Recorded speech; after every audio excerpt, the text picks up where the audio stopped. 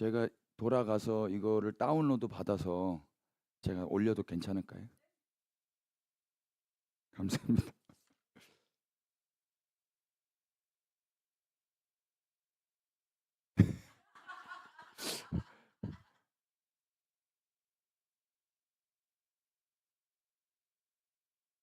당연히 받으셔야 됩니다.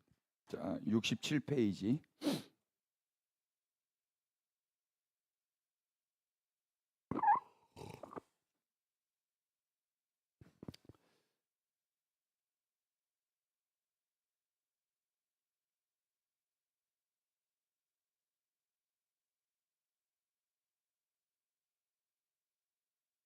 지금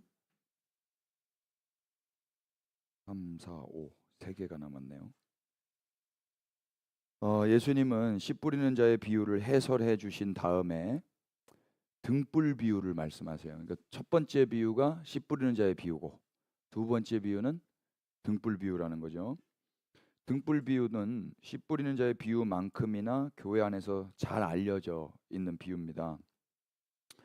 그리고 씨 뿌리는 자의 비유가 그랬듯이 등불 비유 역시 성도들의 결단을 촉구하는 본문으로 많이 사용되어 온 것 같아요.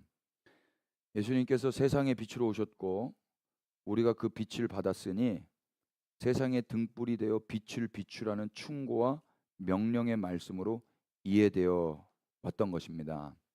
그러나 이 비유를 씨 뿌리는 자의 비유의 연속선상에서 읽어낸다면 이 말씀 역시 인간을 향한 조언이기 이전에 하나님께서 예수 그리스도를 안에서 행하시는 하나님 나라의 비밀로 들을 수 있어야 할 거예요.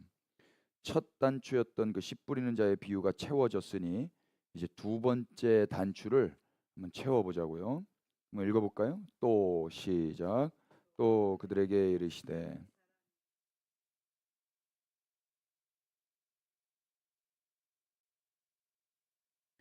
예수님이 일반적인 이야기로 비유를 시작하시는데 등불이라는 건 말 아래나 평상 아래가 아니라 등경 위에 올려둬야 되죠. 그러니까 지금 이 형광등도 보면은 위에 달려 있는 게 위에서 빛이 내려와야 여기가 환해지는 거잖아요. 그러니까 이 상식적인 건데 인테리어 목적으로라 한다면 은은하게 가려진 무드 조명을 사용하기도 하지만 예수님 당시에 그때는 등불이 해가 지고 난 다음에 집안 식구들이 의지할 수 있는 유일한 빛이었기 때문에 집 안에 밝혀진 등불은 그 집에 사람이 살고 있다라는 생명의 상징이기도 했던 거예요. 우리가 예전에 멀리 여행 가거나 그러면 우리나라도 도둑들이 많았잖아요. 그러니까 불 켜놓고 갔잖아요. 불 켜놓고 가고 괜히 헛기침하고 막 이런 거 했었거든. 저도 기억이 나거든요. 요즘처럼 막 이렇게 악랄하고 이러지 않았고 도둑이 와도 그냥 물건만 가지고 가게끔 뭐 그런 것도 있었고 뭐 가져갈 것도 없으니까 괜히 와가지고 흐트러뜨리지 않게 하려고 불 켜놓고 또 신문 같은 거 뭐 우유 같은 거 배달해 드시는 분들 같은 경우는 연락해서 그게 쌓여져 있으면 빈집처럼 보이니까 어떻게든 사람 사는 것처럼 보이게끔 하려고 했었잖아요. 그러니까 이때 당시에 빛 등불이라는 건 그런 거다 이야기예요. 여기에 등불이 있다면 사람이 살고 있다는 거죠. 생명이 있다는 거예요. 그러니까 칠흑 같은 어둠 속에 그 산 속에 저기 산 위에 마을이 있는데 거기에 빛이 있다. 그러면 거기에 뭐가 있다라는 거예요. 사람이 있고 생명이 있다라는 거죠. 예, 그런 거거든요. 그래서 어, 등불이 만약 밝혀져 있다면 그 집, 그 가문, 그 나라에는 절망이 있다는 거예요. 소망이 있다는 거예요.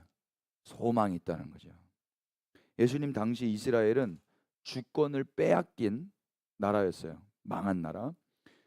586년에 남유다가 바벨론에게 멸망을 당하고 바벨론 뒤에 그 페르시아, 헬라, 로마 제국이 세상을 호령하는 내내 하나님의 나라라는 그 이스라엘은 그들의 지배를 받고 있었죠. 이스라엘을 재건하려는 인간의 종교적 열심은 극단적인 율법 지킴을 지향하는 바리새파를 낳았고 정치적 군사적 열심은 열심당원들과 헤롯당원들을 낳은 거예요. 그러나 하나님이 처음부터 선택하신 그 나라는 표면적으로는 망한 것처럼 보여도 망한 건 아니었죠. 왜? 하나님이 살아계시니까. 그래서 사람이 등불을 가지고 왔기 때문에 하나님이 선택한 이 나라는 망한 게 아니다라는 게 드러나게 되는 거예요. 등경 위에서 빛나고 있는 등불을 보는 사람들은 그 집에 생명이 이어지고 있음을 이제 인정하지 않을 수가 없는 거죠. 22절 읽어보실까요? 시작. 드러내려 하지 않고는 숨긴 것이 없고 나타내려 하지 않고는 감추인 것이 없느니라. 아멘. 좀 이 말도 참 한글이긴 한데 몇 번을 읽어도 참 이게 도대체 무슨 말인가 하는 구절 중에 하나였어요.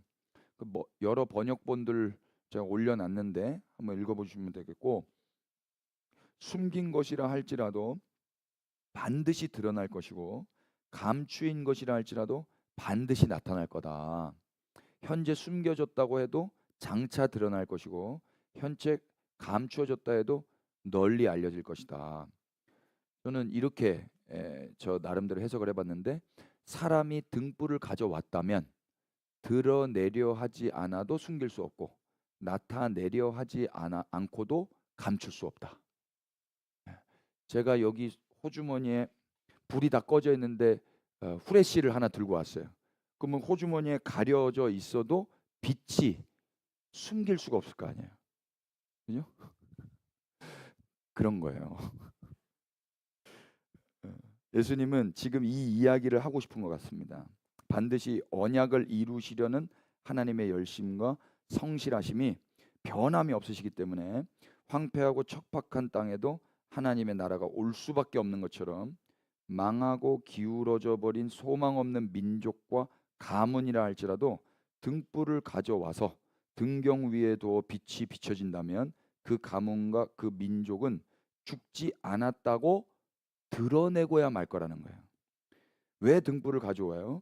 등불은 아무리 숨기려 해도 반드시 드러나고 감추어졌다 해도 반드시 나타나는 거예요. 어둠 속의 등불은 그렇게 될 수밖에 없는 존재죠. 등불 비유를 들려주신 후에 예수님 이렇게 명령하세요. 다 같이 뭐라고? 시작. 들을 귀 있는 자는 들으라. 예. 주님은 큰 무리에게 씨 뿌리는 자의 비유에서 말씀하셨던 것처럼 똑같이 들을 귀 있는 자는 들으라 그러셔요.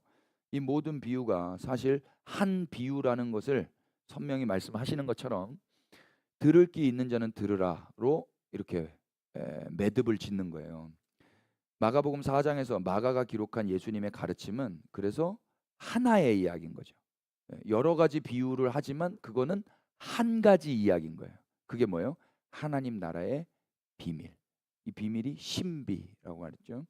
등불 비유와 씨 뿌린 자의 비유는 그래 같은 이야기인 겁니다. 그러니 첫 번째 단추를 잘 꿰는 사람이라면 어떤 사람이 가져온 등불이 뭘 말하는 건지도 유추할 수 있지 않겠습니까? 씨 뿌리는 자의 비유에서 씨가 예수 그리스도였듯이 등불 비유에서 어떤 사람이 가져온 등불 또한 뭐겠어요? 예, 이 빛이 바로 예수님이시라고요. 씨 뿌리는 자의 비유에서 농부가 하나님이셨듯이 등불을 가져오는 어떤 사람 누구겠습니까? 하나님이신 거예요. 누가 이 빛을 가지고 와요? 하나님이 가지고 오시는 거거든요. 온 세상은 황폐하고 어두워서 다 망한 것 같죠. 하나님이 선택하신 그 나라 이스라엘도 황폐하고 어둡기는 마찬가지였어요. 그러나 하나님은 기필코 씨를 뿌리시고 등불을 가지고 오시는 분이세요. 예수님은 좋은 씨로 황폐한 땅에 떨어져 죽으시고 등불로 어두운 세상을 비추셔요. 아멘. 그 결과 이 세상은 꽃이 피고 빛을 보게 되고 우리 같은 이방인들도 아브라함의 자손이 되고 그분의 빛 속에 빛 가운데 거하게 된 것입니다. 이게 복음인 거예요. 저는 이 책의 첫 두 장을 통해서 씨 뿌리는 자의 비유가 하나님이 아브라함에게 주신 약속의 성취라는 것을 말씀드렸습니다. 그렇다면 등불 비유도 하나님의 언약의 성취로 볼 수 있을까요? 없을까요? 저는 그래야만 한다고 믿어요. 신기하게도 하나님의 나라와 그분의 약속을 벗어나서 예수님의 삶과 가르침을 해석하게 되면 그런 해석은 지독하게도 개인적이고 심리적인 주관적인 감상으로 빠져드는 경향이 있어요.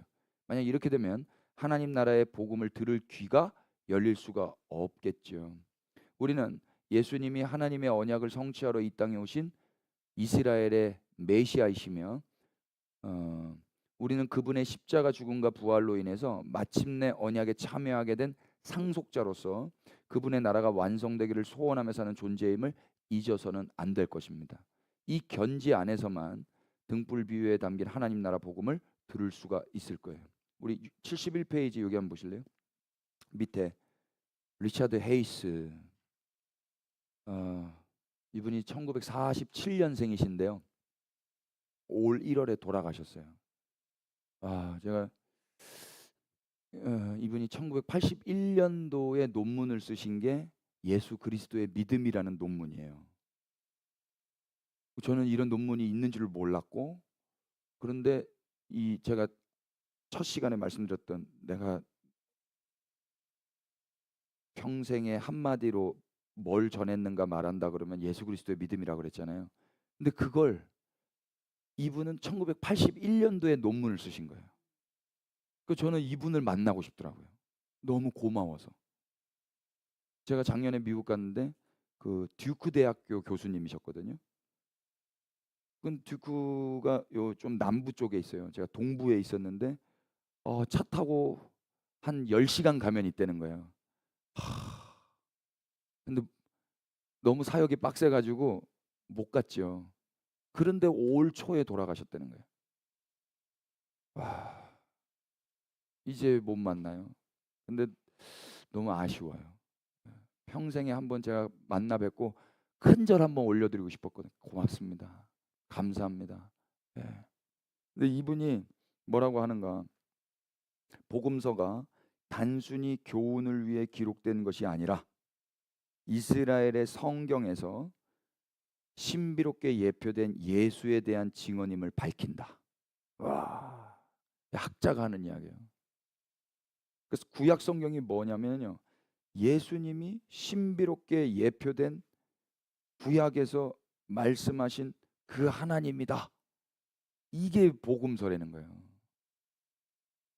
정경 복음서는 예수의 무참한 죽음과 부활을 고대 성서 이야기의 절정부로 해석하고 이스라엘의 하나님이 이스라엘을 다루신 이야기에 근거해서 이스라엘과 열방의 궁극적 신원을 소망하며 증언한 책이라 말씀하셔요. 리처드 헤이스는 복음서들을 서로 상보적인 관계로 보고 각 복음서의 구약 반향을 설명하는데, 특히 마가복음의 핵심은 다시 한번 이스라엘을 다스리러 오신 하나님에 대한 이야기라고 해석한다. 우리가 조금 전에 그 이사야서 52장에서 복음이 시온의 거민들에게 너의 하나님이 통치하신다 했잖아요. 근데 이 학자가 마가복음이 뭐냐? 이 이스라엘을 다스리러, 근데 다시 다스리러 오신 하나님 이야기라는 거예요. 그럼 그 하나님이 누구라는 거예요? 예수님이라는 거죠. 그러니까 단순히 교훈 이런 게 아니라 하나님에 관한 이야기인 거예요. 예수의 피는 언약의 피고 이스라엘과 하나님을 연결하는 피예요. 저 피로 인침을 받은 모든 자들은 자신들을 위해 피를 흘린 왕과 함께 다시 한번 포도주를 마시게 될 나라의 도래를 기대하며 기다리라는 가르침을 받는다. 그리하여 마가에게 있어서 예수의 죽음은 하나님과 이스라엘의 언약을 해석학적으로 재정의하고 재확증한다. 그러니까 천당을 그냥 하나님 이스라엘 없이 예수 피에 의해서 내가 가는 나라 정도로 생각하시면 구약 없어도 되는 거예요. 이스라엘 없어도 되는 거예요. 사실 하나님 없어도 돼요. 예수 피만 있으면 돼요. 이게 교단 어떤 목회자의 스타일에 따라서 이게 성삼위 하나님이 다 필요 없어요. 어디는요 성령님만 있으면 돼요. 어느 교단은 성령님만 있으면 된다고. 어느 교단은 예수님만 있으면 되는데 예수님 중에서도 예수님 피, 예수님 이름 뭐 이런 것만 있어도 돼요. 근데 어디는 하나님만 있으면 돼요. 다 잘못됐어요, 여러분. 감사하게도 하나님이 성삼위 하나님이셔요. 그리고 신약만 가지고 있어서 안 되고 구약만 가지고 신구약을 다 가지고 있다고요. 그러니까 이 모든 걸 통해서 하나님의 그 온전하심, 완전하심, 이 통전적인 하나님으로 신앙생활 하는 게 저는 건강하다고 믿습니다. 예. 그래서 72페이지 이스라엘과 열방의 빛 누구일까요? 예수님이시죠. 하나님은 구약 성경 내내 이스라엘의 빛을 꺼지지 않게 하시겠다고 약속하셨어요. 다윗에게 주신 이 언약은 그의 왕과 후손들의 유업이 되었죠. 열왕기상 11장에는 다윗의 아들 솔로몬의 마음이 여호와를 떠나서 우상 숭배했고 범죄했기 때문에 하나님께서 이스라엘을 찢어버리셨죠. 그래서 이제 분열 왕국 시대가 시작되는 거예요. 그래서 그 신하 여로보암에게 줄 거라고 경고하시는 내용이 기록되어 있어요. 솔로몬은 여호와 하나님을 버리고 그분의 길을 벗어나 시돈 사람의 여신 아스타드롯과 모압신 그모스와 암몬의 신 밀곰을 경배했어요. 누가? 솔로몬이. 그러나 하나님은 그를 경책하시면서도 뭐를 끄지 않는다고 하셨냐면 등불을 안 끄신다. 우리 같으면 확 등불 꺼버릴 텐데. 한번 읽어보실까요? 그러나 시작.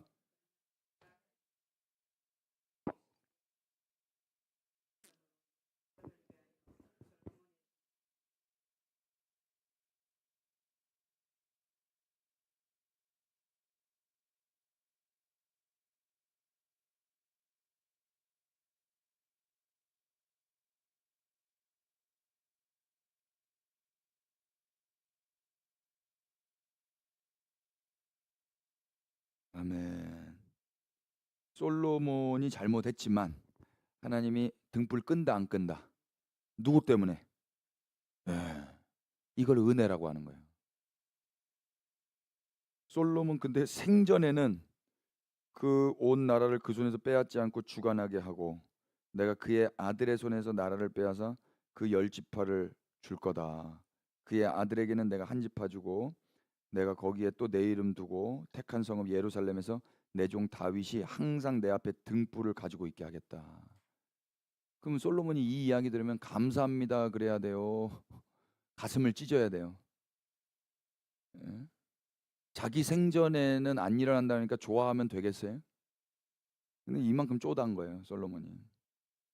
제가 예전에 열왕기서를 가지고 설교를 했거든요. 2021년도에 그게 그 재생 목록에 다 유튜브에 올려져 있는데 저는 제가 설교를 안 했으면 몰랐을 거예요. 전 솔로몬이 되게 훌륭한 사람인 줄 알았어요. 그런데 그렇지 않더라고요. 그러니까 위인전이 아니에요. 네. 성경이 얼마나 감사하냐면은요. 그런 걸 다 폭로해요. 르뽀라고 하죠. 르뽀. 현장 르뽀. 다 폭로를 해버려요. 예. 근데 우리는 솔로몬을 닮겠다고 달려가는 거예요. 기도 많이 하고 1,000번제 드렸더니 복을 받았다. 그거는 너무 동화 같은 이야기로 보는 거예요. 그럼 동화가 대체로 어떻게 끝나요? 공주와 왕자는 행복하게 잘 살았더라.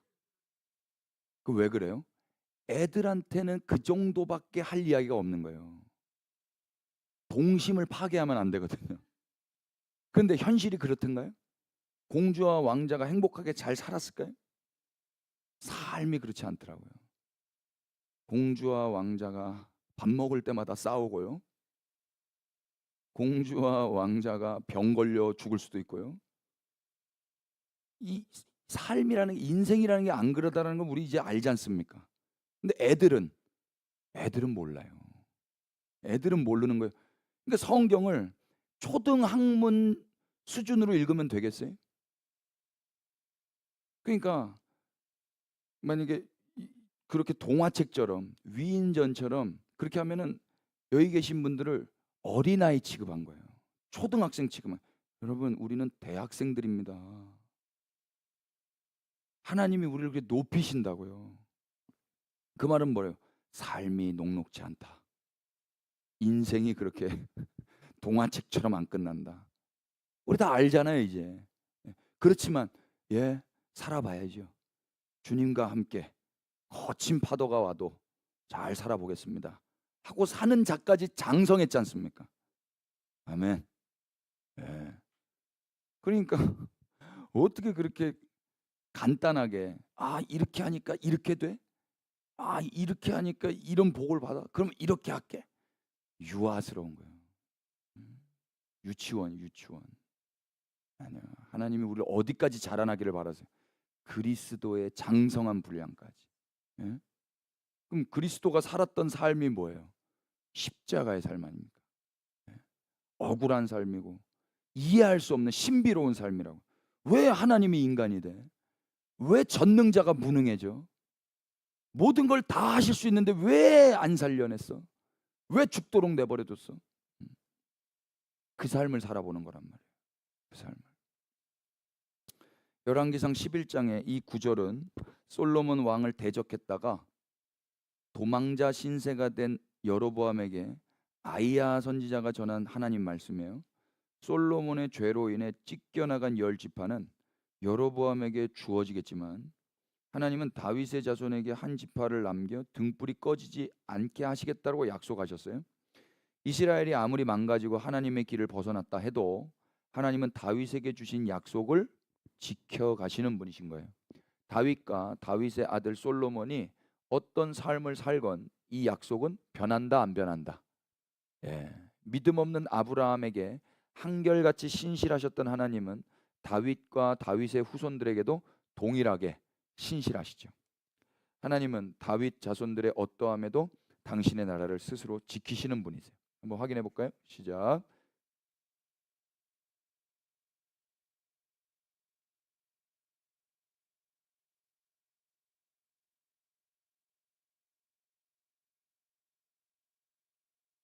아비암이 그의 아버지가 이미 행한 모든 죄를 행하고 그의 마음이 그의 조상 다윗의 마음과 같지 아니하여 그의 하나님 여호와 앞에 온전하지 못하였으나 그의 하나님 여호와께서 다윗을 위하여 예루살렘에서 그의 등불을 주시되 그의 아들을 세워 뒤를 잇게 하사 예루살렘을 견고하게 하셨으니 이는 다윗이 햇사람 우리아의 일 외에는 평생의 여호와 보시기에 정직하게 행하고 자기에게 명령하신 모든 일을 어기지 아니하였음이니라.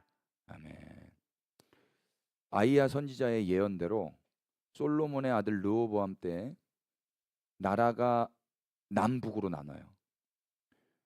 르호보암 사후에 그의 아들 아비암이 예루살렘에서 왕이 돼서 3년간 통치를 하는데 아비암 역시 죄를 짓고 하나님 앞에 온전하지 못한 왕이었어요. 그런데도 우리 하나님은 언약을 안 거두시죠. 그리고 다윗을 위해서 예루살렘에 등불을 주세요. 하나님은 이번에도 당신의 약속을 홀로 지키시는 거예요. 바로 이 하나님이 지금도 우리와 함께 하시는 우리의 좋으신 아버지가 되십니다. 그분이 신실하시기 때문에 하나님의 나라는 쇠하지 않는 것이고 지금도 이루어져 가고 있는 것이죠. 남유다 왕들 중에서 여호람은 악한 왕으로 손꼽히는데 그는 북이스라엘의 가장 악한 왕 아합의 딸과 결혼하고 아합의 길을 따라 걸어요. 이쯤 되면 하나님께서도 약속을 거두어 드리실 법도 한데 하나님이 그렇게 안 하셔요. 한번 읽어볼까요? 시작. 이스라엘의 왕 아합의 아들 요람 제5년에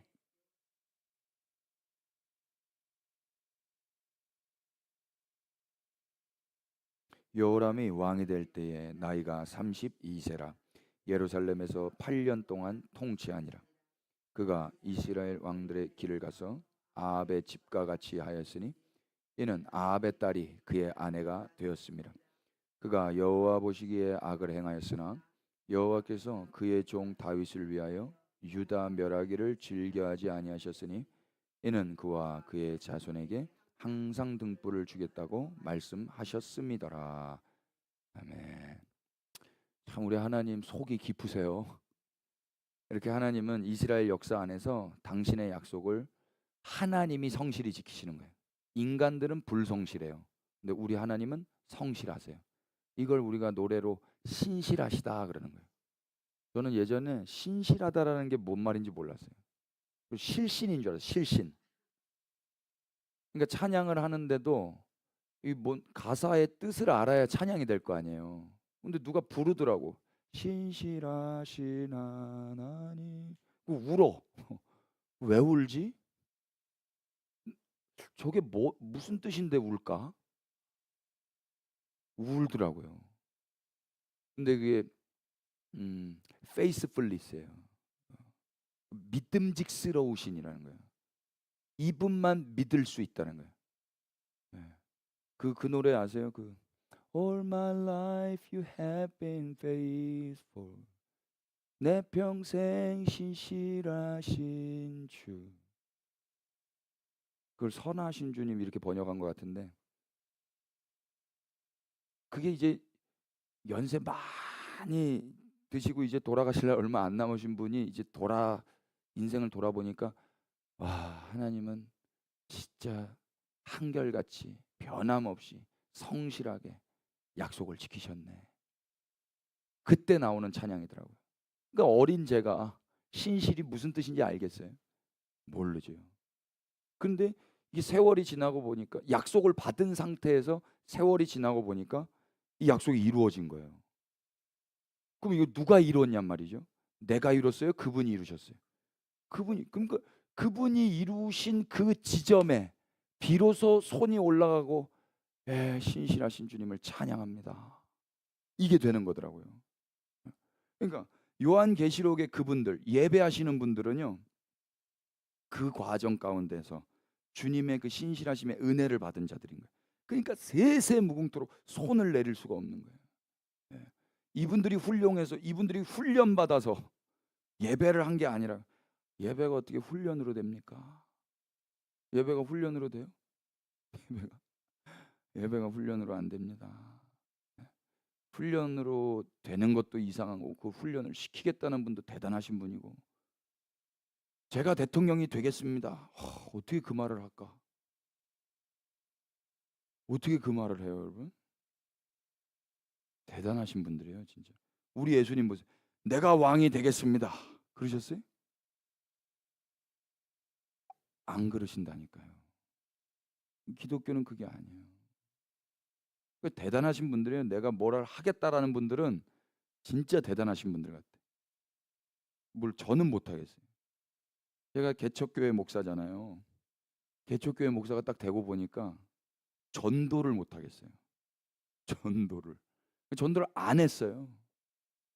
왜냐면 아무도 없어요. 근데 거기에 어떻게 오라 그래요? 그럼 뭐라고 들을 거예요? 나보고 가서 고생하라고? 나보고 가서 헌금하라고? 이렇게 들을 것 같은 거예요. 자존심이 상해서 그 말을 못 하겠더라고.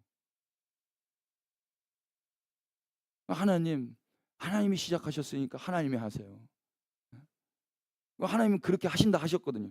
내가 한다. 오케이, 땡큐. 근데 진짜로요. 전도를 제가 안 했어요. 하나님이 하셨어요. 우리 성도님들도 전도 안 하셨어요. 하나님이 하셨어요. 그래서 지금 한 분 한 분 오신 거예요. 신비로운 일이에요. 신비로운. 아니 뭐 밥이라도 차려놔야 사람을 초대하죠. 예, 아니 뭐 생명이 있어요. 예수님이 있어요. 그런데 표면적으로 아무것도 없단 말이에요. 아무것도 없는데 어떻게 이렇게 못 하겠더라고요. 제 성격상은. 뭐라도 호주머니가 든든해야 가자 이 말을 하거든요. 그 가자는 뭐예요? 내가 내게잖아요. 근데 이게 없으면 그냥 쫄쫄 굶어요 저는. 거의 그럴걸요 사람들이. 내가 호주머니 없는데 가자라고 말하고 계산은 네가 해 이렇게 말할 수 있어요? 염치 없이 어떻게 그렇게 말해요? 염치 없이. 내가 월급 있어. 가자. 먹자. 이래야지. 근데 진짜로요. 아무것도 없는데 어떻게 오라고 할 수 있어요? 못 하겠더라고. 하나님께서 하나님이 친히 하셨어요. 그러니까 하나님 당신은 신실하십니다. 주님만 찬양받기 합당하십니다. 이 찬양이 터져 나오더라고요. 네. 여러분 주님이 신실하십니다.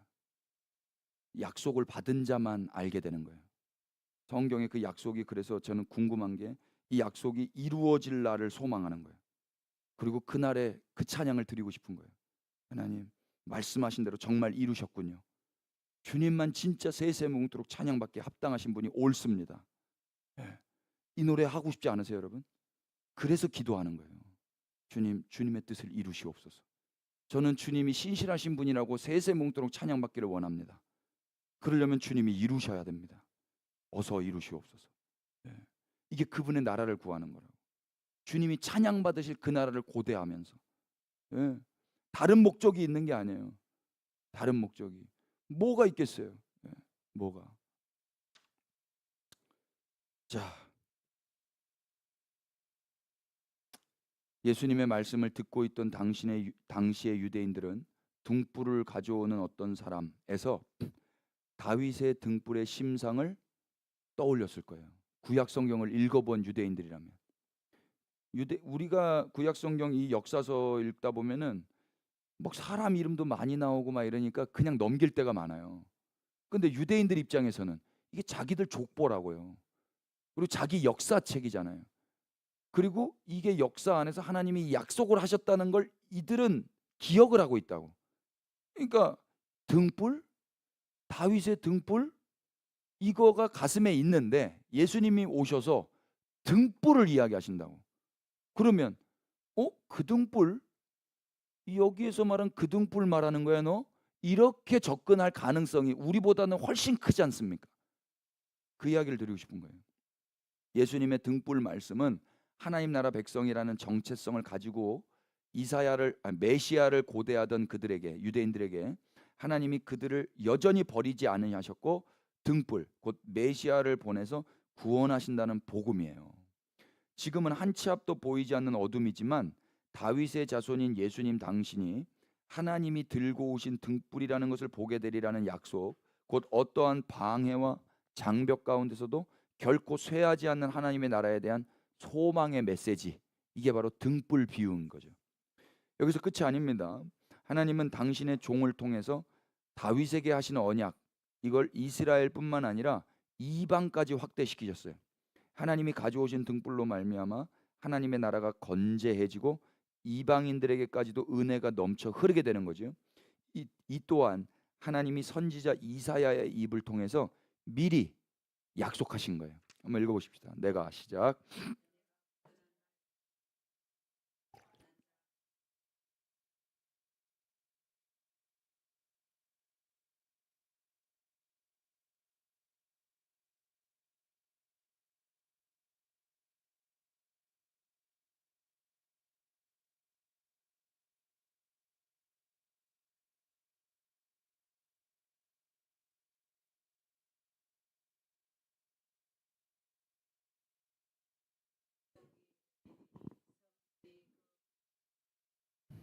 아멘. 이게 누구에 대한 이야기예요? 예수님에 대한 이야기예요. 온 열방은 꺼져가는 등불이며 다 망해져 버린 집이었어요. 당연하죠. 이스라엘도 망했는데 열방이 안 망할 게 있겠어요? 이미 망한 집은 도적이 들어가서 정복해 버리면 끝이죠. 이 깨진 창 뭐 효과라고 하나요? 뉴욕에 창이 깨져 있으니까 거기에 범죄자들이 더 많아지는 거예요. 그래서 깨진 창을 수리하니까 도시가 깨끗해지고 막 이랬다는 거죠. 빈민가가 그렇게 만들어진다는 거예요.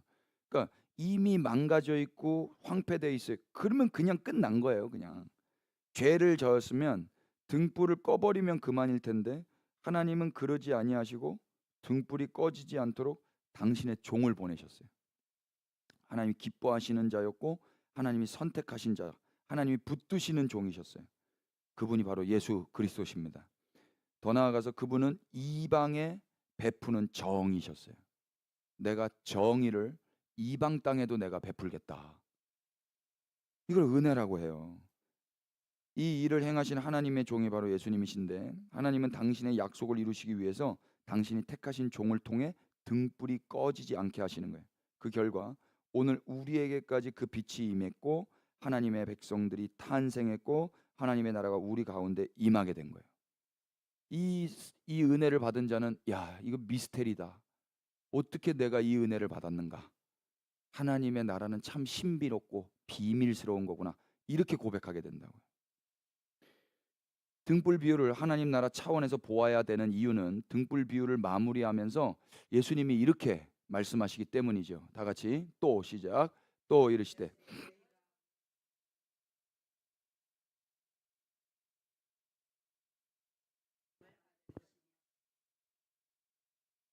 예수님의 때까지 이스라엘은 일상생활에서 평상시에 뭘 들었을까요? 율법을 들었을까요? 복음을 들었을까요?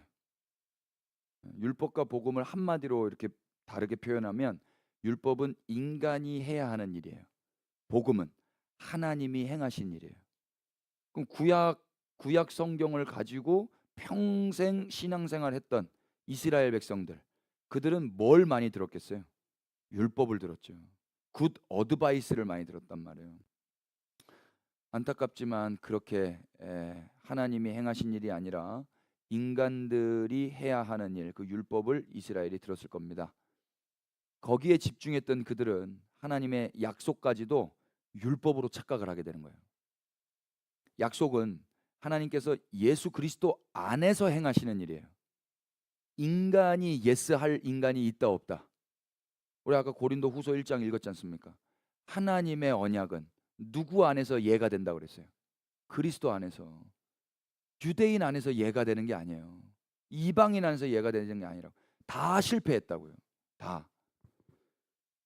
그들이 만약 약속을 들었다면 약속이 완성될 때까지 그 약속이 그들을 지켰을 거예요. 그들은 그러나 이 약속을 약속으로 듣지 못했기 때문에 하나님의 일을 헤아릴 수 없었고 어두운 현실과 암담한 자신의 처지 속에서 소망을 잃어버린 거죠. 그들은 하나님의 백성이었지만 하나님께 받아 가지고 있던 것까지 빼앗기고 추락한 거예요. 예수님 당시에 세리로 일했던 레위와 세리장 삭개오는 그렇게 변질된 이스라엘의 전형적인 인생들이었습니다. 그래서 하나님의 약속을 듣는 것이 중요하다 그런 거예요. 왜냐하면 들음은 곧 뭐와 연관되어 있기 때문에 헤아림. 헤아림이 뭐예요? 우리말 헤아리다라고 번역한 헬라어가 메트로오인데요. 이거 어림잡다, 측정하다라는 뜻이에요. 한마디로 자신의 기준에 따라서 상대방을 재보는 행위죠. 우리가 등불이 됩시다. 여러분 빛을 발하십시오. 이런 충고를 들어온 사람의 기준과 빛으로 오신 그분이 어떤 수모와 저주를 받고 인류를 구원하셨는지를 들었는 사람의 기준은 같을까요? 다를까요? 달라요. 성경을 율법으로 들어서 율법이 기준이 된 자는요, 남을 재던 그 율법으로 자신도 헤아림을 받을 것이고, 성경을 하나님 나라의 복음으로 들어서 복음이 기준이 된 자는 남에게 전하던 그 복음으로 자신도 헤아림을 받게 될 거예요. 실로 자신이 헤아려온 대로 헤아림을 받고 더 받게 될 거다 이야기입니다. 그러니까 여기서 제가 목사인데 목사가 율법을 계속 전해요. 그러면 결국 내가 헤아릴 수 있는 수준은요, 율법적인 것밖에 할 게 없어요. 근데 제가 복음을 전해요. 복음을 전하면 내 본성으로는 저 소망 없는 사람, 그 사람한테 충고해 주고 싶어요. 충고. 그런데 복음을 제가 알잖아요. 복음을 들었잖아요. 그러면 갈등이 시작되는 거예요. 그렇지. 하나님이 나 같은 사람도 지금까지 신실하게 붙잡고 오셨는데 쟤를 왜 못 붙드시겠는가? 그게 되더라고요. 그게. 그리고 내 본성이 조금 더 앞서서 이렇게 해야지라고 한 다음에는 돌아서고 나서는 괴로운 거예요. 복음이 내 안에 있으니까 아, 그렇지. 내가 섣불렀네. 하나님이 행하실 수도 있는데. 이런 자책이 또 되더라고요. 부모가 자녀를 어떻게 키우냐 똑같더라고요. 율법적인 부모 아래서 자식이 자라나잖아요. 그럼 애들이 빠릿빠릿 할 수는 있어요. 빠릿빠릿. 근데 눈치를 봐요. 복음 안에서 자랐던 애들은요, 게으를 수는 있어요. 근데 애들이 흠도 없고 점도 없어요. 티 없이 맑아요. 지가 뭘 잘못했는지를 몰라요. 이거 부작용이긴 한데 잘 가르쳐 주긴 해야 돼요. 잘 가르쳐 줘야 돼요. 이건 이래서 안 되는 거고 이건 저래서 안 되는 거란다. 이건 잘못된 거란다. 그러나 잘못했다 그래서 네가 우리 집에서 쫓겨나지는 않는단다. 아빠가 이걸 말해주는 이유는 아빠를 떠난 다음에 네가 이쁨을 받아야 되기 때문이란다. 이게 부모가 안 가르치면은요 천덕꾸러기 되는 거예요. 부모가 잘 가르쳐줘야 부모를 떠나서 누군가를 만났을 때도 사리를 분별하고 사는 거예요. 그러니까 마냥 오냐오냐가 좋은 게 아니다. 은혜의 복음이 오냐오냐는 아닙니다, 여러분. 하나님이 뭐라고 그래요? 징계는 다 받는 것이거늘. 징계를 누구한테가 하는 거예요? 히브리서 말씀 한번 찾아보실래요? 오냐오냐랑 헷갈리실까 봐 제가 찾아드린 겁니다. 은혜는 오냐오냐가 아닙니다. 12장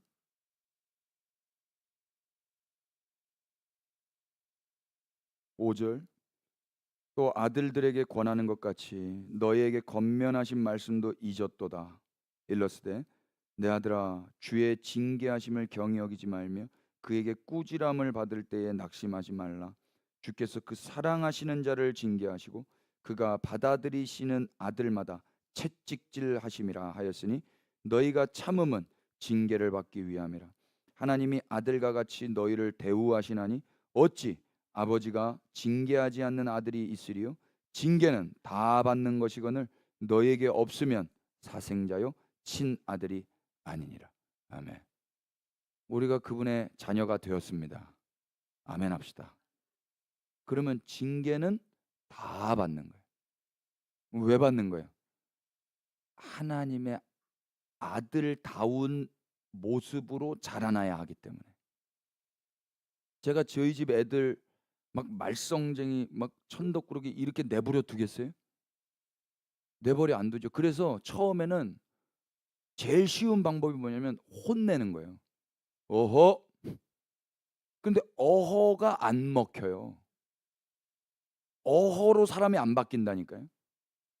어릴 적에는 유아 때는 어허 하면 이렇게 돼요. 근데 그건 개를 훈육시키는 거예요. 개는 어허하고 몽둥이 들고 굴복시키면 충성할 수 있어요. 근데 애는 개가 아니더라고요. 애는 나만치 커야 돼요. 그리고 나보다 더 훌륭해져야 돼요. 나보다 더 훌륭해지려면 내가 할 수 없는 걸 가르쳐 줘야 된다고. 그러니까 나에게서 나오지 않는 걸로 가르쳐줘요. 그게 뭐예요? 하나님의 걸로 가르쳐줘야 돼요. 하나님은 어허로 안 하셨어요. 어허도 하셨지만 그 이상의 것을 하셨다고. 그 이상의 게 뭐예요? 오래 참는 거예요. 그리고 기다리시는 거예요. 우리를 그분이 안 그러셔도 돼요. 그분은 우리한테 휘둘리지 않으셔도 되는데 우리한테 휘말려 가시면서까지 이 역사 가운데 계셨어요. 무능할 정도로.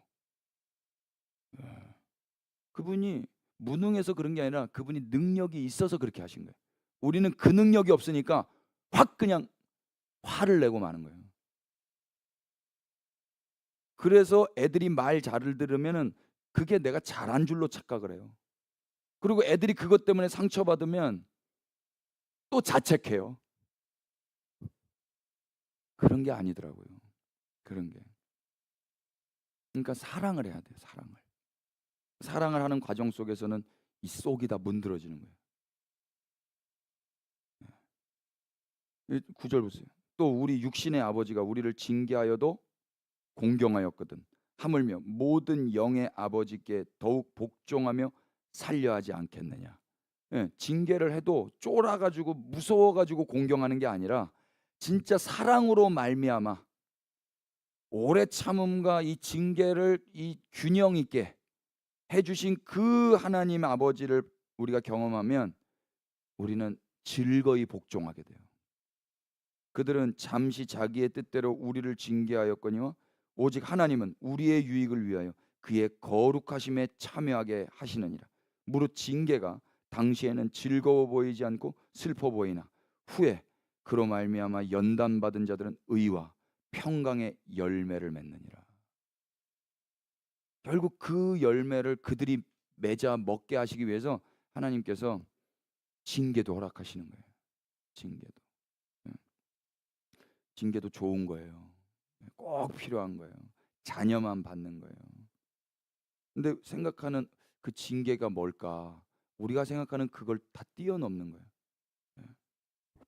징계의 어떤 그 모양들은요. 아무튼 그래서 듣는 게 중요한데 율법을 들으면 결국 잘못돼지고, 율법을 듣고 자란 사람은 다른 사람들한테도 말해줄 수 있는 게 그거밖에 없는 거예요. 그 목사님이 율법만 전하면 저는 그 목사님이 되게 가련해 보이더라고요. 저분은 행복할까? 저분은 지켰을까? 이게 여러분, 제가 여러분들보다 요만큼도 훌륭한 게 없다는 거 여러분들 알고 계시죠? 여러분이 훨씬 훌륭하시거든요. 그런데 여기 서야 돼요. 이게 얼마나 힘든 건지 아세요? 여러분들, 제가 요만큼도 훌륭한 게 없는 걸 제가 누구보다 잘 아는데 제가 여기서 큰 소리를 쳐야 된다고요. 이게 내 양심을 속이지 않고는 너무 힘든 일이에요. 그러니까 양심을 속이는 거예요. 철판을 까는 거예요. 그리고 아닌데 긴 것처럼 살아야 돼요. 연기를 해야 된다고. 서로 사랑하십시오. 율법을 제가 많이 전해봐봐요. 사랑을 내가 해야지. 나도 사랑이 안 되는 사랑하십시오가 되겠냐고요.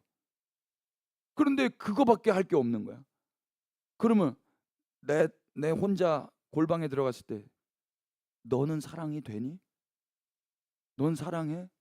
너도 안 되잖아. 그래, 나도 알아. 근데 어떻게? 울며 겨자 먹기 식으로 계속 해야 된다고. 이게 행복하겠냐고요.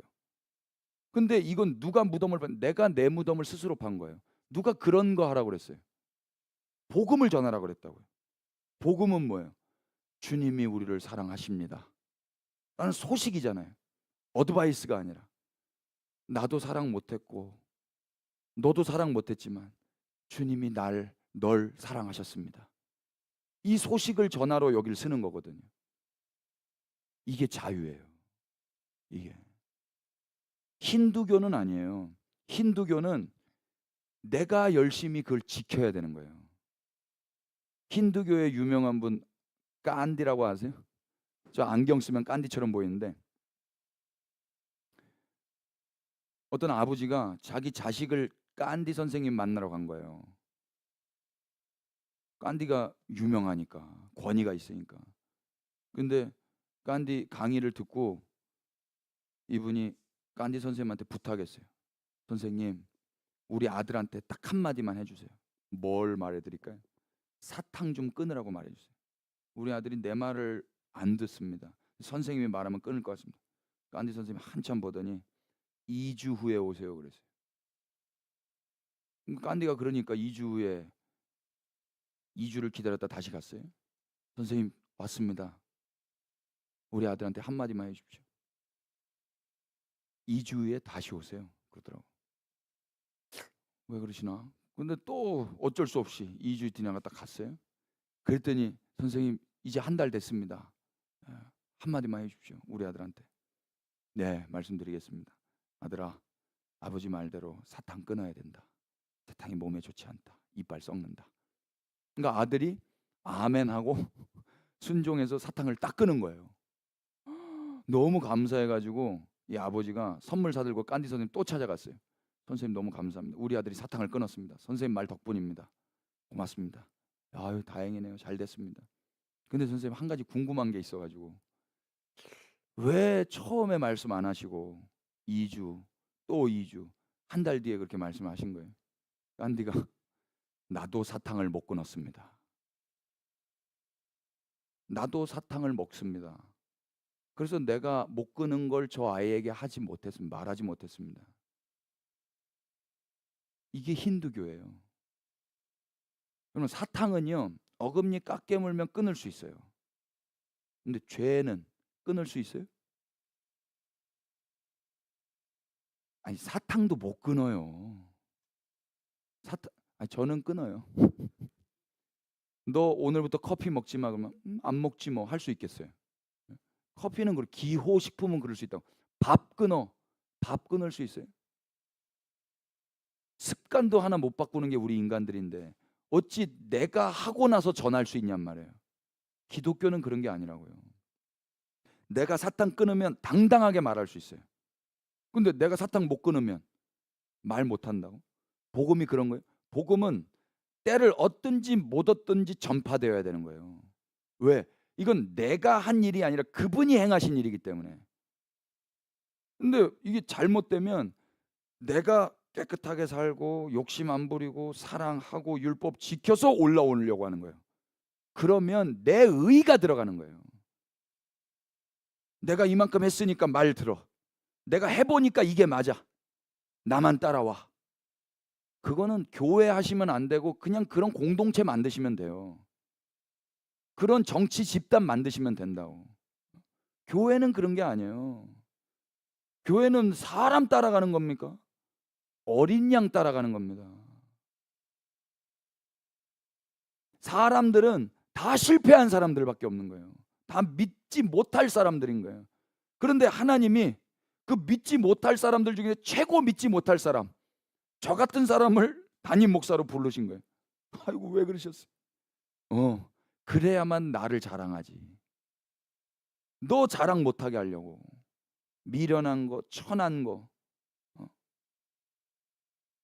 그거 선택해서 딱 세워놓으신 거예요. 네가 오늘부터 담임 목사야. 그러니까 연약해도 아무것도 없어도 무능해도 하나님이 세우셨으니까 하는 거예요. 순종함으로.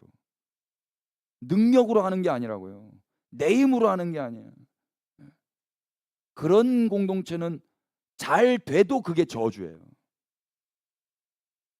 막 자기가 막 힘들어요. 들들들들 볶고요. 아버지가 그래서 집도 마찬가지. 집 아버지가 하나님 저는 연약합니다. 제가 어떻게 아버지입니까? 어떻게 이 아이들을 키웁니까? 저는 못합니다. 그래 이제 알았어? 내가 하는 거야. 내가. 너는 그냥 그 연약하지만 내가 널 사랑해서 선택해서 세웠을 뿐이야. 어? 그러니까 너는 나만 바라봐. 내가 알아서 할 테니까. 이 가정이 아름다워요. 안 그러면은요. 애들이 다 덜덜덜덜덜 볶이는 거예요. 아빠만 믿어.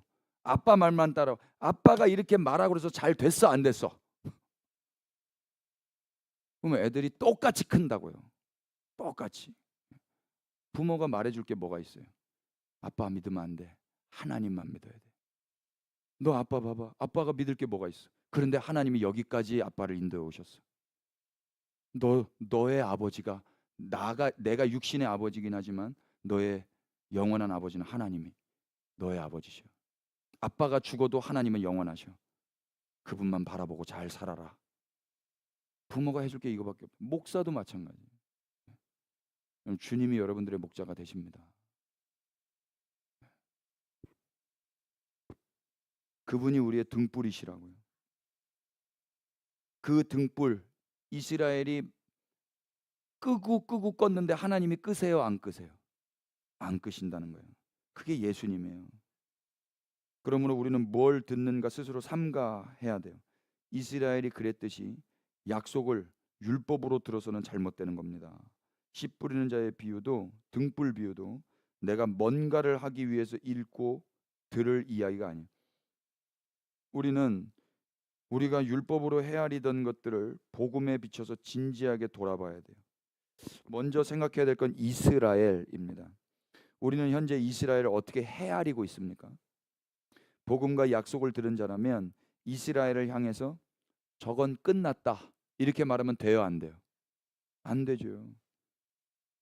전에도 계셨고 지금도 계시고 장차 오실 하나님이 영원히 다윗의 등불을 주시겠다고 약속하셨기 때문에 이스라엘을 그렇게 단정 지을 수 없어요. 이스라엘이 이 모양으로 넘어져 있는 동안 등불 대신 예수님이 이 땅에 오셨다라는 소식이 우리 이방인들에게 널리 전파됐어요. 그래서 우리가 아브라함과 다윗의 혈통에 편입이 됐어요. 우리가 이걸 기억한다면 우리는 여전히 넘어져 있는 이스라엘 향해서 손가락질하면 안 되는 것입니다. 우리는 그 땅을 축복하고 그들에게 하나님이 이미 등불을 가지고 오셨다라는 복음을 전해야 될 사명이 있는 거예요. 기억하십시오. 바울은 이방 땅에 세워진 교회들에게 유대인들로 인해 그들이 받은 은혜를 상기시키면서 이스라엘에게 예수 그리스도의 복음을 전해달라고 간곡히 부탁했어요. 이방인의 사도로 목숨을 다해 복음을 전한 유대인 바울의 이 애끓는 당부를 외면해서는 안 될 것입니다. 이제 그들에게 복음을 전할 사명이 우리 이방 교회에게 있는 겁니다. 그들은 신실하신 하나님이 다윗의 집에 등불을 보내셨으므로 예수님이 바로 다윗의 등불이신 이 메시아라는 복음을 들어야 돼요. 들으려면 누군가가 먼저 전해야 되는 거죠. 하나님이 씨를 뿌리시고 예수님이 등불로 오셨으므로 이스라엘은 끝난 게 아니다라는 이 복음을 우리 아니고 대체 누가 전해줄 수 있겠습니까? 이스라엘뿐만 아닙니다. 우리를 돌아보시죠. 요즘 들어 한국 교회는 끝났다 이런 소리가 종종 들려오던데 끝났어요? 안 끝났어요? 예. 이 안 끝났다는 게 뭘 보고, 한국 교회의 어떠함을 보고 안 끝났다고 말하는 거예요? 주님이 살아계시다고요. 예. 등불이 이미 오셨고 그분의 백성들이 씨로 계속 뿌려지고 있는데 누가 섣불리 끝났다고 말할 수가 있어요? 이번 생은 망했다 이런 말도 애들이 많이 하거든요. 야, 이번 생은 망했어. 다음 생이 있다는 거예요?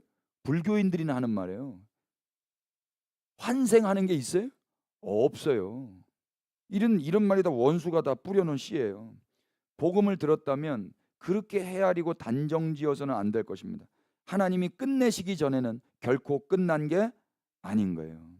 우리나라 역시 경제는 어렵고 출산율은 바닥이고 지역 간, 계층 간, 세대 간 갈등이 극심화될 거라고 복음으로 헤아릴 때 비로소 소망이 생겨나게 되는 것입니다.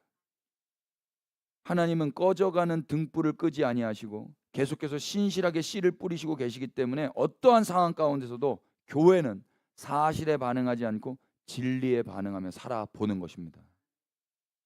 우리 개인도 스스로 패배감에 사로잡혀서 낙심할 수 없는 이유가 여기에 있는 거예요. 하나님이 우리를 사랑하세요. 하나님이 끝났다고 말씀하시지 않으셨다면 끝난 겁니까? 안 끝난 겁니까? 예. 그러니까 애들 뭐 성적 끝났다. 부모가 뭐라 그래요? 뭐 끝났다. 네 인생 끝났다. 이렇게 말하면 돼요? 그러니까 율법으로 자라온 아빠라면 야, 그런 말 할 시간에 공부나 하고 앉아 있어. 배가 불렀네. 이렇게 말하면 안 된다고. 이렇게 말하면 안 되고 아빠도 그랬는데 보니까 하나님이 살아계시더라. 야, 스토리가 지금 만들어지고 있다. 여기서 얼마나 더 하나님이 역사하실지 기대가 된다. 이 빵점에서 하나님이 무슨 일을 하실지가 기대가 된다. 힘들겠지만 하나님이 살아계신다. 이게 복음을 들은 자는 복음으로 헤아리게 된다고요. 율법을 들은 율법으로 해야 그래 네 말 맞다. 네 말대로 끝났다. 둘 중에 하나예요. 끝났으니까 안 끝나려고 발악을 하든지 끝났으니까 자책하고 포기하든지 둘 중에 하나라니까요. 율법을 들은 사람은. 그러니까 지금 가만 열심히 뭘 하는 사람들 있죠. 그걸 발악이라고 해요. 너 그거 왜 그렇게 열심히 하는 거야? 안 끝나려고 열심히 하는 거는요 잘못된 거예요. 그러니까 똑같아. 표면적으로 봤을 때 진짜 복음 안에서 열심히 하시는 분들이 있어요. 근데 그분들은 눈동자가 어떨까요? 예뻐 보일까요? 무서워 보일까요? 아니 복음 안에서. 복음 안에서는 예뻐 보일걸요. 근데 율법 안에서는 열심히 하는데 눈이 무섭더라니까. 어떻게든 아등바등 살아야 되잖아. 내가 등불을 안 끄기 위해서 등불을 내가 근데 누가 후 불었어. 죽여버리고 싶지. 다 원수야. 사랑을 언제 해? 근데 후 불었어. 더 불어라. 네가 불어도 주님이 등불을 안 끄신단다. 이 관대함이 나온다고요. 호들갑 떨지 않는다 이야기입니다. 이 공감이 되세요? 그러니까 눈을 보면 알아. 눈을 보면 저 사람이 왜 이렇게 열심히 하지? 뭐가 저렇게 저 사람을 끌고 가는 거지? 내가 하고 싶은 게 있어서 열심히 하는 사람들은 눈이요 살아 있긴 해요. 근데 그 살아 있는 게 사실 죽은 거더라고. 그러니까 봐보세요. 회사 다니는데 예수님 없이도 열심히 하는 사람이 있다 없다? 있어요. 내 꿈을 위해서 열심히 잠 안 자고 밥 굶어가면서 하는 사람이 있더란 말입니다. 근데 기독교가 그런 거냐고요. 아니, 이미 다 이루어 놓으신 이 언약과 은혜와 복음 안에서 그분을 위해서 즐거이 헌신하는 거예요. 근데 어느 순간 일을 하는데 즐겁지가 않다. 그럼 내가 이걸 왜 하지? 즐거움이 없는 거는 기독교 아니에요, 여러분. 즐거운 거예요. 근데 이 즐거움은 내가 해서 즐거운 게 아니에요. 애들 봐보세요. 애들이 망치고도 즐거워하는 거 아세요? 막 요리하는데 부모의 기쁨은 어디에 있어요? 부모의 기쁨. 요리를 하는 데에 기쁨이 있는 게 아니라 이걸 해서 내 새끼들 먹이니까 기쁜 거죠. 그러니까 나를 위한 기쁨이에요? 너를 위한 기쁨이에요? 너를 위한 기쁨이란 말이에요. 근데 애들은 소꿉장난 할 때 기뻐요. 지가 재밌으니까. 그리고 뭐 이런 거 있잖아요. 플라스틱 쩔어놓고 저한테 먹으래요. 그리고 기뻐해. 그 누구를 위한 기쁨인 거예요? 나를 위한 기쁨이잖아요. 아니 못 먹을 걸 줘놓고 왜 기뻐하냐고. 어려서 그렇다니까요.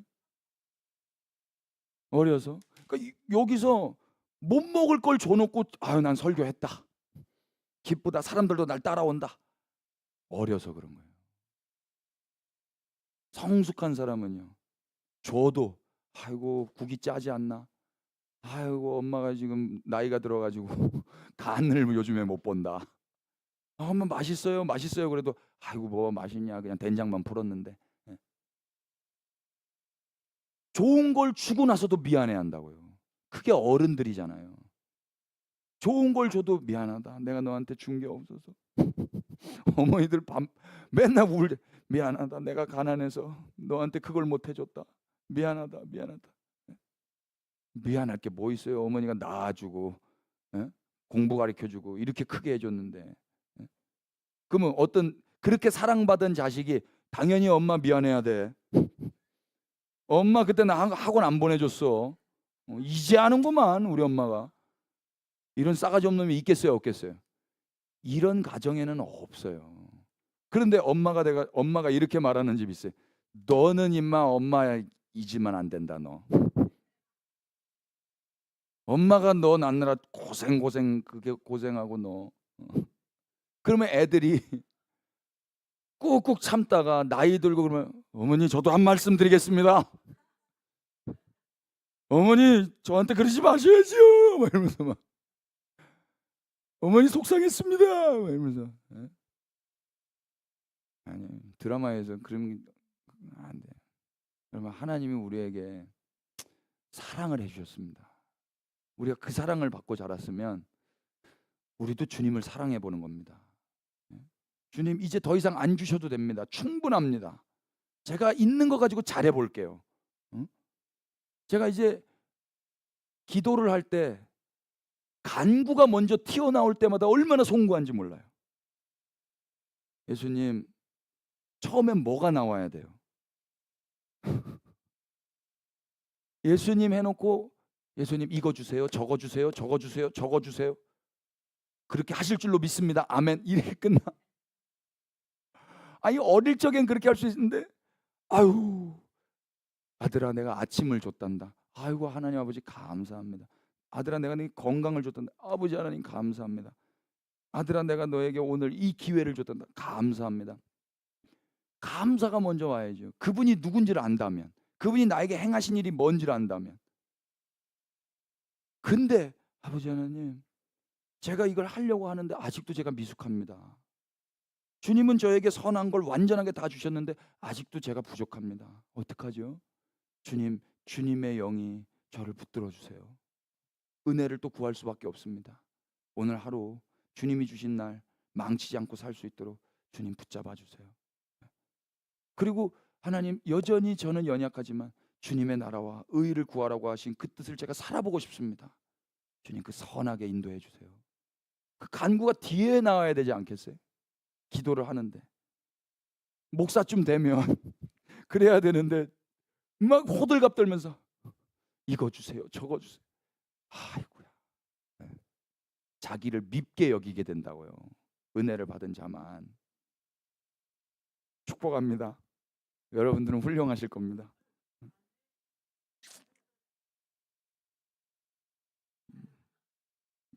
이처럼 모든 것을 복음과 하나님의 약속 안에서 헤아리게 될 때 비로소 뭐 가운데 살 수 있다. 소망이 생기는 거예요. 불안했던 자라 할지라도 하나님의 신실하심으로 인해서 다시 여유를 찾게 될 것이고 모든 상황을 복음으로 인해 넉넉히 헤아릴 수 있게 되는 거죠. 들을 수 있는 분은 들으시고 귀 있는 자는 들으시길 바랍니다. 우리 읽어보십시다. 시작. 예수님은 엄한 경고로 등불 비유를 마치시는데 복음이 있는 자, 약속이 있는 자, 예수님이 있는 자는 더 있게 되는 거예요. 근데 없는 자는 있는 것까지도 빼앗기게 되는 거예요. 이 원리입니다. 이거는요. 톰 라이트가 이 대목을 약속과 경고로 보는 것이 옳다고 했는데 저는 복음을 들은 사람이라면 약속에 집중할 수 있을 거라고 믿어져요. 그래서 유일한 대안은 복음뿐이며 가장 시급한 건 복음을 듣는 일이에요. 유대인이건 이방인이건 복음만이 해답입니다. 이스라엘에게 그 있는 것은 뭘까요?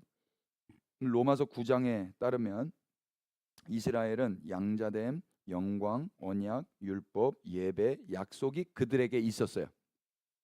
더 나아가서 그들은 그리스도를 소유했고 그분이 누구셨냐? 하나님이셨어요. 그러니까 이스라엘은 뭘 가지고 있었죠?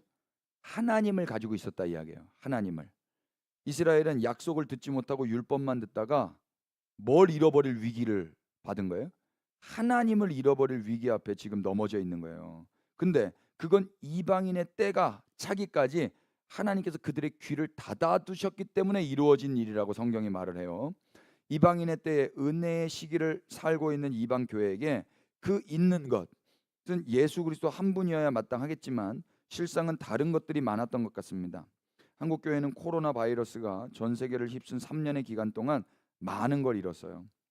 편의주의가 잠식해 들어온 후에 더 이상 교인들은 기도와 예배의 자리에 잘 안 모이죠. 밤낮으로 부르짖는 사람들로 붐비던 기도원들은 문을 다 닫았어요. 교회 안에 율법화된 그 열심의 사람들은 다 어디로 갔는지 보이질 않습니다. 있는 것도 빼앗긴 상태죠. 복음과 예수 그리스도를 잃어버린 작금의 교회는 선동하지 않으면 모이지 않고 대가가 없으면 희생하지 않아요. 안타깝지만 사실이 그렇습니다.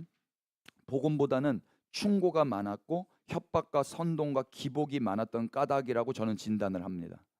근데 요즘에는요, 선동한다고 따라와요? 협박한다고 따라와요? 야, 교회가 여기밖에 없냐 이러고 가요. 그리고 야, 지금 내가 보니까 여기 출석 안 해도 나는 예수님 사랑 안에 있다. 여기까지도 가더라고요. 한편으론 오히려 잘된 일인 것 같아 보이기도 합니다. 구원받고 복도 받아서 믿음의 가문 세우겠다고 달려들던 그런 열심은 잃어버려도 되기 때문에 그래요.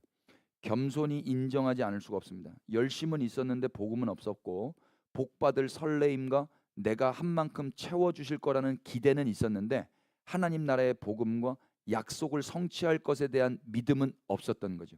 그 결과 전에 있던 것까지 다 빼앗기고 말았어요. 이제 우리의 소망은 어디에 있습니까? 하나님은 등불을 보내셨어요. 모든 사람이 볼 수 있게 하시기 위함으로 보내셨어요. 그 빛은 감추려에도 드러나고 숨기려에도 나타나는 빛이라고 그러죠. 우리 다 같이 한번 읽어볼까요? 시작. 참빛.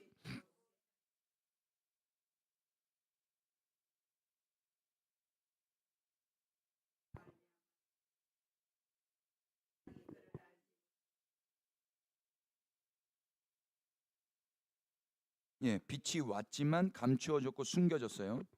세상은 빛을 알지 못했고 자기 백성 이스라엘은 빛을 영접하지 않았어요. 그런데 그 가운데서 하나님이 새 일을 행하신 거예요. 그게 뭐죠? 다 같이 영접 시작.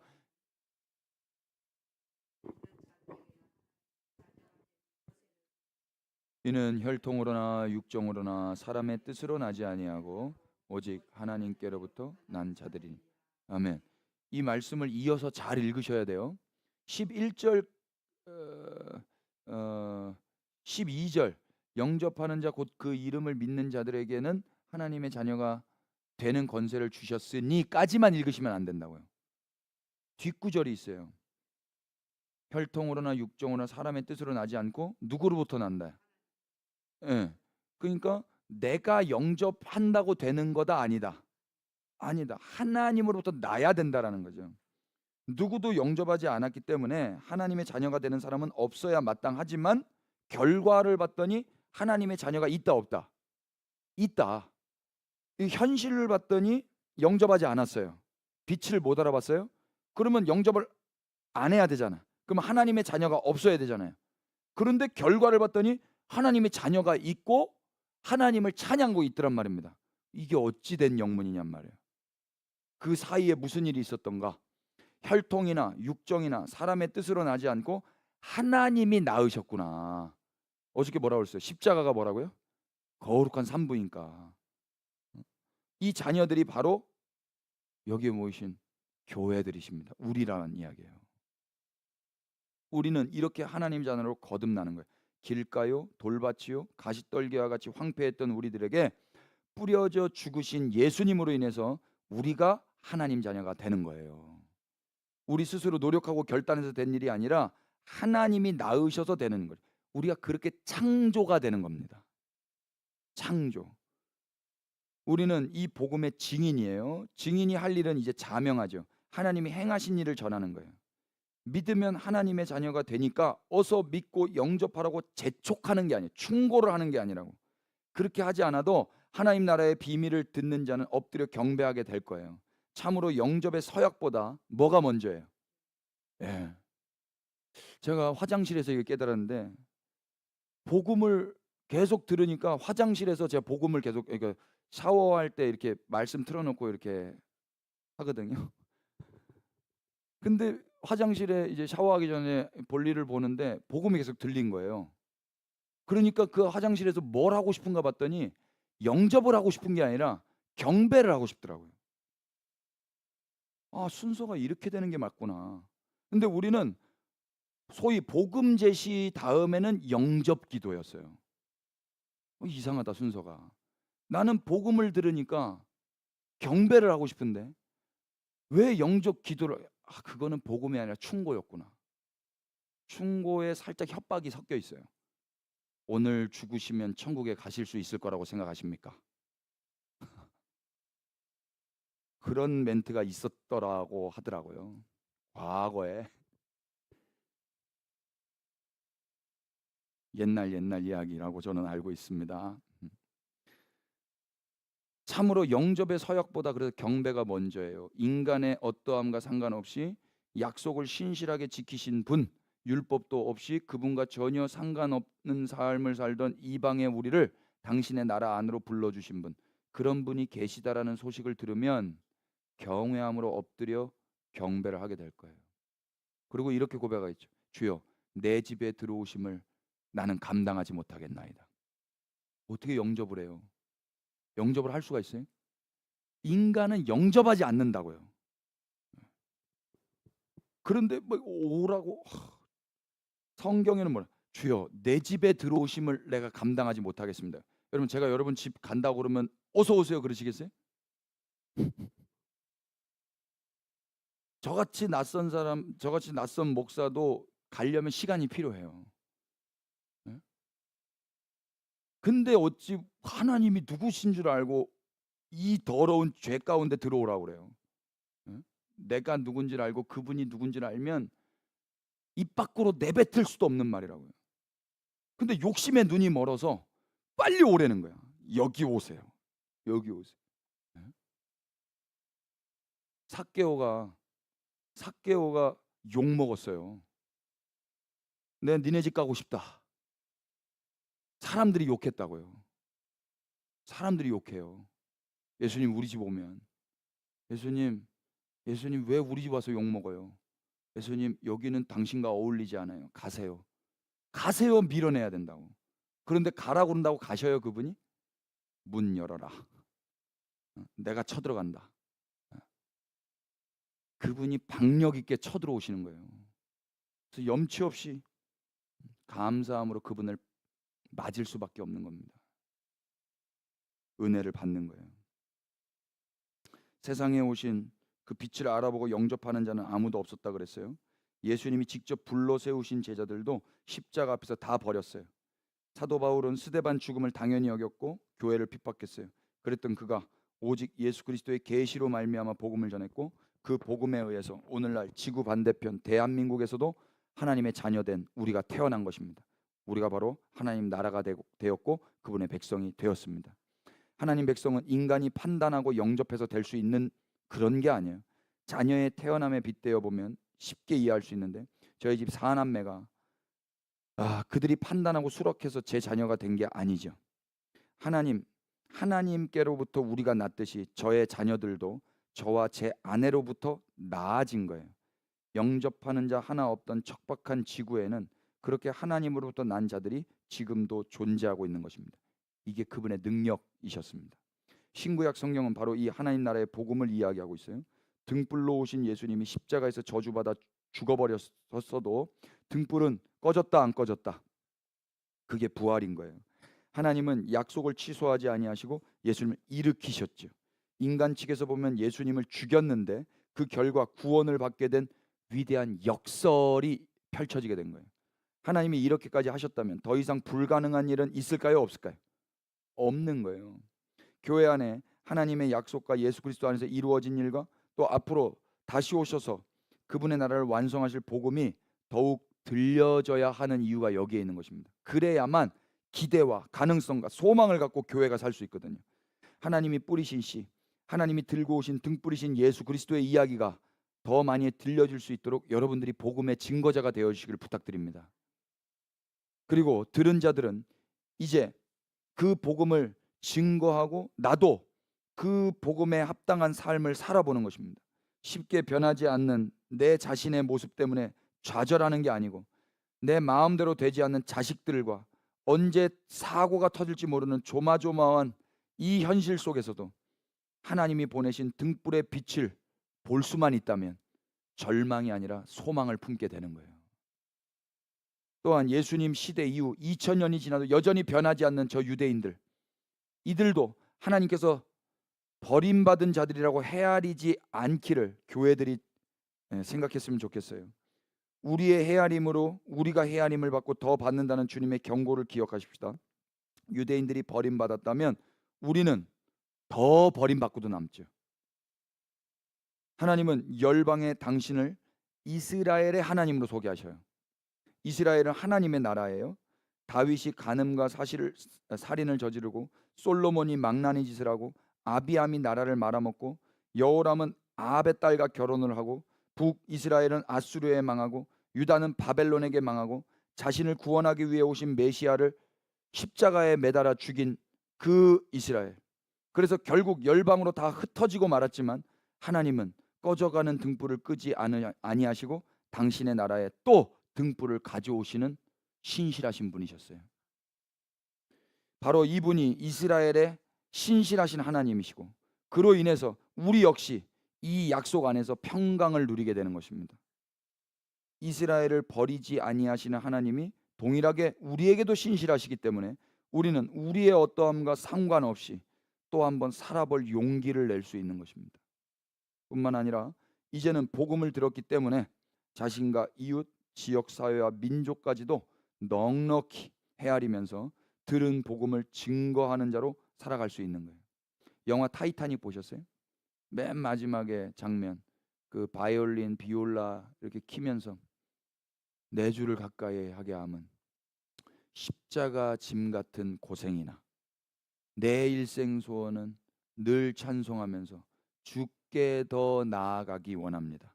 그 무슨 말이에요? 십자가를 지겠다는 거야, 안 지겠다는 거야? 지겠다는, 고생하겠다는 거야, 안 고생하겠다는 거야? 고생을 하겠다라는 거야. 그러니까 보세요. 참 영화가 맨 마지막에 그거를 키니까 이 사람도 고생하고 있잖아요. 그러니까 이 고생을 통해서 마지막에 그 아비규환의 그 공포와 두려움 가운데 있었던 사람들, 배가 침몰하고 있는 거예요. 배가 침몰해서 비명 지르고 어떻게든 생존을 위해서 살겠다고 하는 사람들 앞에 찬송을 부르는 사람들이 있었다고. 고생을 선택하고. 그러니까 이 사람들이 그 순간 잠시 평안을 누려요. 와, 이게 그리스도인들의 사명이라고요. 다른 사람들은 호들갑 떨 수 있다고 치십시다. 뭐 누가 대통령이 되고 경제가 어떻게 되고 전쟁이 어떻게 되고 뭐 어떻게 되고, 그리스도인들은 어떻게 해야 되는 거예요? 찬송을 불러야죠. 찬송을 부르고 그들 앞에 내 일생 소원은 늘 찬송하면서 죽게 더 나아가기 원합니다. 예? 그리고 나도 죽는 거예요. 웃으면서 즐겁게 영광스럽게 끝까지 너를 위해서 살다 가는 거라고. 나를 위해서 어떻게든 기도하고 어떻게든 회복시키고 어떻게든 내가 등불을 안 끄겠다고. 아유, 내가 등불을 안 끄겠다고 열심을 내다가 퍼덕이다가 꺼져버려요. 야, 끄지마, 등불 끄지마 하다 내가 말해서 꺼버려요. 쉿, 조용해 조용해 조용해 후 하다가 꺼버려요. 우리는 아무리 선한 일해도 끈다니까요. 웃기고 자빠졌어요. 아주 그냥 지가 뭘 해요. 그냥 가만히만 있었으면 좋겠어. 가만히만. 가만히 있으면 하나님의 음성이 들릴 거거든요. 그때 해도 듣지 않아요. 그때 해도. 마지막 찬양 소리 누군가는 켜야 되지 않겠습니까? 마치 이 세상 사람이 아닌 것처럼 하나님 나라의 법에 따라 하나님의 신실하심을 믿으며 살아가는 교회들로 인해서 세상은 절망 속에서도 빛을 보고 하나님 나라 복음을 듣게 될 것입니다. 예, 우리가 할 일이 있다면 딱 하나, 복음을 전하는 거예요. 지금 상황이 안 좋다. 그때는 뭘 가르치고 이래라 저래라 훈련하고 그게 아니라 복음을 전한다고. 걱정 마라. 주님이 이루셨다. 주님 지금 살아계신다. 담대하라. 평안을 끼치기 위해서 하시는 거다. 당시에도 그래서 요한복음에 뭐라고 그래요? 제자들이 막 벌벌 떨어요. 근심해요. 내가 너희에게 이 말을 이른 것은 너희에게 평안을 끼치게 하려 합니다. 예수님 죽는 거, 예수님이 돌아가시는 거, 그건 근심이에요. 근데 그게 평안이라지 않습니까? 세상에는 요동이 올 수 있을 거고 근심이 오고 아무도 몰랐어요. 근데 우리는 이제 성경을 통해서 알지 않습니까? 세상, 예수님 뭐라 그래요? 예수님이 하늘의 밀로 떨어진다고 했을 때 천둥이 울렸다 그러거든요. 아들아, 내가 너를 영화롭게 하였고 앞으로 또 영화롭게 하리라. 하늘의 음성이 들렸어요. 그런데 거기에 있었던 무리는 하나님 음성은 들었다 못 들었다? 못 들었. 천둥 소리가 난 걸로 들었다고요. 왜 그래요? 하나님의 음성을 듣는 자는 아무도 없었어요. 하나님을 본 자 아무도 없었다. 유일하게 예수님만 듣고 예수님만 봤다. 예수님만 산 자니까. 그래서 유일하게 예수님만 아버지의 뜻에 순종해서 죽으실 수가 있었던 거예요. 죽으실 수가. 그런데 예수님이 그렇게 죽으면 뭐 어떤 결과가 일어난다고죠? 세상이 심판을 받고 세상 임금이 쫓겨나리라 그래요. 세상 임금은 어떻게 쫓겨나는 거예요? 내가 소리 질러서? 내가 기도해서? 내가 열심히 뭔가를 해서? 내가가 아니고 예수님이 하늘의 밀로 떨어져 죽어서 세상이 심판을 받고 세상 임금이 쫓겨나는 거예요. 아멘. 그러니까 보세요. 생명도 죽음을 통해서 오죠. 그럼 승리도 뭘로 통해서 오는 거예요? 패배를 통해서 오는 거예요. 이 기독교라고. 요한복음 12장 24절. 생명이 어떻게 오는가? 죽어야 오는 거예요. 하늘에 밀이 썩어야 생명이 오는 거예요. 그럼 승리도 어떻게 온다? 패배로 온다고요. 십자가는 패배예요. 그런데 그 패배가 승리를 가져왔다고. 세상 임금을 쫓아버렸다고요. 아, 이게 기독교인가? 이게 예수님인가? 이게 신앙인의 삶인가? 그러면 우리의 삶에 죽음이 왔다, 패배가 왔다. 그건 절망입니까? 소망입니까? 아, 대답 안 하셔도 틀려지진 않습니다. 지혜로우시네. 속지 마세요. 세상은요, 죽음이 오면 절망하고 패배가 오면 절망하잖아요. 그러니까 종교는 뭐예요? 그래서 죽지 않으려고, 지지 않으려고 기도하는 거예요. 다 거기다가 야, 이것도 해라, 이것도 해라, 이것도 해라. 더 배워야 되고 더 헌신해야 되고 집 다 팔아야 돼요. 근데 기독교는 뭐예요? 생명은 죽음으로 온다. 승리는 패배로 온다. 내가 본이 됐다.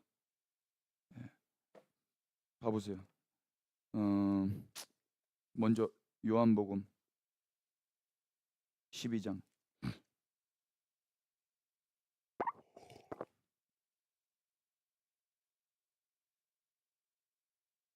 28절. 아버지여, 아버지의 이름을 영광스럽게 하옵소서 하시니 이에 하늘에서 소리내나서 이르되 내가 이미 영광스럽게 하였고 또다시 영광스럽게 하리라 하시니 곁에 서서 들은 무리는 천둥이 울었다고도 하며 또 어떤 이들은 천사가 그에게 말하였다고도 하니, 예, 사람들은 하나님의 음성 듣는다 못 듣는다? 못 듣죠. 아버지의 음성을 못 듣는다고요. 그래서 예수님이 죽으셔야 되는 거예요. 그 음성이 그래야 들려지거든요. 그래서 예수님 뭐라고 그래요? 예수께서 대답하여 이르시되 이 소리가 난 건 나를 위한 것이다, 너를 위한 것이다. 예. 너를 위한 건데 예수님이 안 죽으면 되겠어요? 죽어야지. 그리고 31절 시작. 이제 이 세상에 대한 심판이 이르렀으니 이 세상의 임금이, 아멘. 인간들이 뭘 해서 세상 임금을 쫓아내는 게 아니라고요. 인간들은 못 들어요. 유일하게 듣는 분, 유일하게 아버지의 음성을 듣는 아들, 다른 건 다 고아 같은 인생들이었어요. 아버지 없이 마귀 자식들로 살았다고요. 마귀 음성만 듣는 거예요. 세상 음성만, 세상 임금 음성만. 그러니까 예수님이 내가 죽어야 세상이 심판을 받고 세상 임금이 쫓겨나는 거야. 예. 그래서 32절 내가 땅에서 들리면 모든 사람을 내게로 이끌겠노라. 예수님이 들리는 게 뭐 십자가에서 높이 들리시는 거예요. 하늘 위에 주는 높이 들리며, 그걸 영광이라고 한다고요. 높이 들렸을 때 얼마나 수치스러워, 얼마나 창피하고. 그런데 그게 영광이에요. 왜? 그 수치가 내 수치를 가져간 수치거든요. 주님이 그 수치를 당하심으로 인해서 내가 이제 더 이상 수치받지 않아도 되는 인생이 될 거거든요. 근데 인간들이 이걸 안다 모른다? 모른다. 그러니까 십자가 지면 안 됩니다. 십자가를 막죠. 그걸 뭐라 그래요? 사탄아 물러가라. 베드로가 안 됩니다. 사탄아 물러가라. 네가 사람의 일을 생각하는구나. 그런데 이제 성령이 임하시고 이 하나님의 서사를 알았어요. 그럼 이제 어떻게 살아야 돼요? 어떻게? 고린도전서 가보세요. 4장.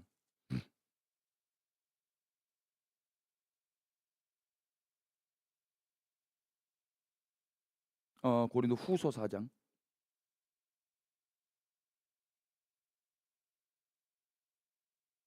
13절. 기록된 바 내가 믿었으므로 말하였다 한 것 같이 우리가 같은 뭐의 마음을, 믿음의 마음을 가졌으니 우리도 믿었으므로 또한 말하노라. 믿음의 마음이 믿음의 영, 푸뉴마거든요. 믿음의 영을 이제 우리도 가졌다는 거예요. 예수님이 유일한 믿음, 예수 그리스도의 믿음을 가지고 계셨죠. 그래서 죽기로 결정하신 거죠.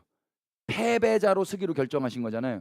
그런데 이제 고린도에 오면 성령을 받은 고린도 교회도 믿음의 영을 받았죠. 믿음의 영을 받았으니까 이제 무슨 말을 한다고요? 12절 다 같이 시작.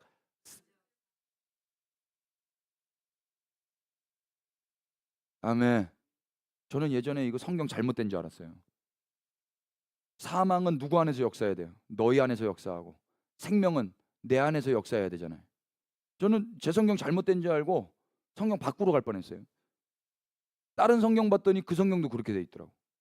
그러니까 저는 생명이 왜 내 안에 있어야지 왜 제 안에 있어야 돼? 왜 내가 사망 안에 있어야 돼? 그런데 이제 믿음의 마음, 믿음의 영을 선물로 받은 자들은 이 삶이 처음에 누구의 삶이었어요? 예수님의 삶이었잖아요. 이 삶을 산다 이야기예요. 아멘 되셔요?